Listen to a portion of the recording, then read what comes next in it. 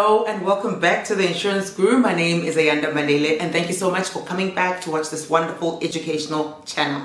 So today I wanted to discuss something that ties back with a previous video that I made, which is on the description below.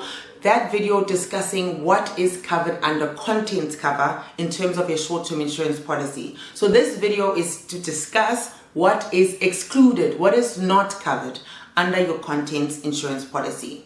So what is not covered?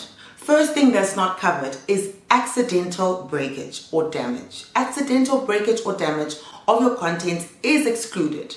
The only thing that will be considered or included in cover is accidental damage of your TV set or accidental damage of glass and mirrors forming part of furniture, which is discussed in the previous video on the description below. So I hope that you will watch that. But other than that, accidental damage, sorry, no cover for you.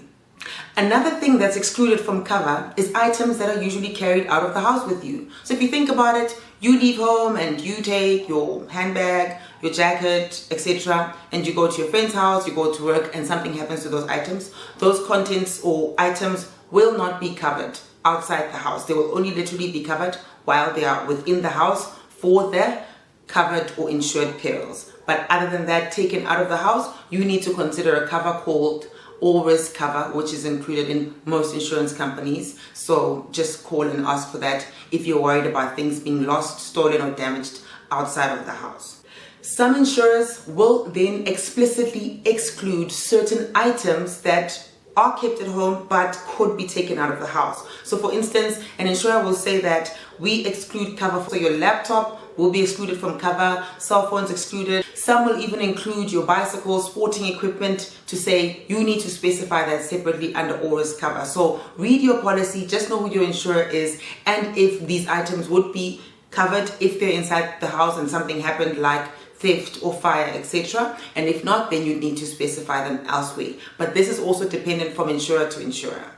Goods used for business is often an exclusion with most insurance companies, but please check with yours. But what does goods used for business mean? It means that if I'm Ayanda and I've got a cake making company, so I make little cakes at home, no one comes to pick up the cakes, I drop them off and I just bake here. I don't have anyone helping me at home. It's just me, my business, and some of the equipment I use, like maybe my big mixer and my laptop, my printer, etc. Those items, other insurers would say you need to specify those separately for them to enjoy cover. So you just need to check that if you do have a small business, we all know what those are, side hustles that you call them these days. But just check if your items will be covered.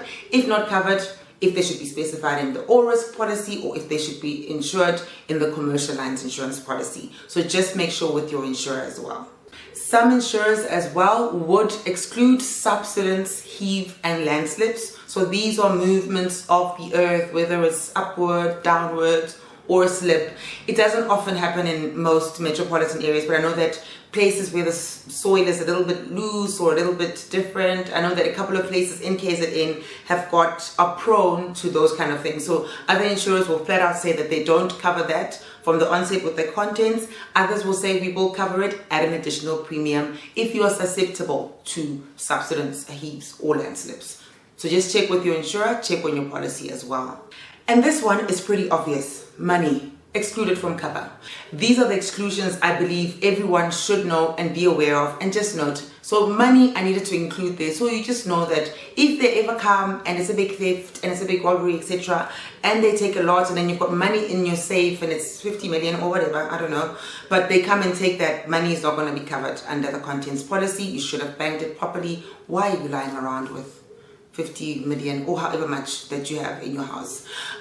So yes, that's the long and short of it. These are the exclusions and I hope that it has taught you something and I hope that it's, piqued your interest to say, I need to contact my insurer about that subsidence cover because my area is prone to that, or for you to just learn a little bit more about contents cover. But thank you for watching this vlog. I do hope that you will click subscribe, you will like the channel and you will tell all your friends about it and you'll come and watch the next video, which I'll be discussing the last part of contents insurance that I think or believe that you should know about.